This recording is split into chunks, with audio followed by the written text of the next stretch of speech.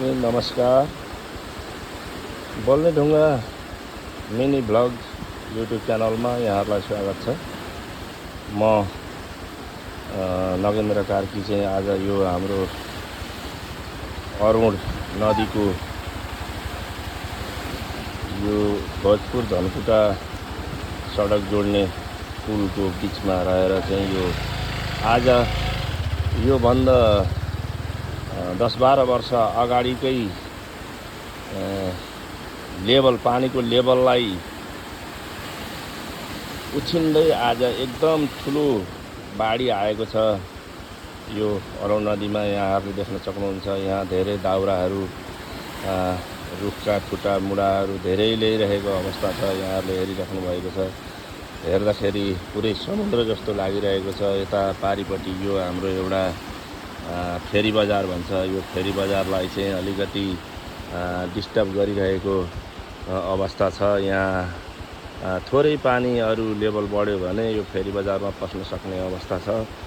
यहाँ हेर्नुहुन्छ यतापट्टि यो जुन ठाउँ एकचोटि पहिरो नदीको कटानबाट यहाँ पहिरो गएको थियो, यो ठाउँलाई पनि केही क्षति पुर्याउला जस्तो आजको अवस्था देखिरहेको छ। हेर्न सक्नुहुन्छ यति ठुलै रुख पुरै लिएर सिङ्गै रुखहरू पुरा लिएर आएको अवस्था छ। ऊ ठाडो रुख लिएर आउँदैछ एउटा, यहाँहरू देख्न सक्नुहुन्छ। दाउरा यति धेरै ल्याएको छ, यति धेरै दाउरा ल्याएको छ। यही अनुपातमा सबै नदीहरू बढेर आयो भने आज हाम्रो सप्तकोशी को जुन कोशी ब्यारेजमा एउटा पुल छ, सुनसरी र सप्तरी जोड्ने, त्यो ठाउँलाई डिस्टर्ब गर्ला जस्तो आजको स्थिति चाहिँ यहाँ लागिरहेको छ मलाई। यहाँले हेर्न सक्नुहुन्छ। यो अत्याधिक वर्षात भएको हुनसक्छ। यो एकदम सङ्खुवासभा र भोजपुर जिल्लाको सङ्गमस्थलबाट यो जुन उत्पत्ति भएर आएको यो नदी चाहिँ आज यति धेरै बाढी आएको अवस्था छ।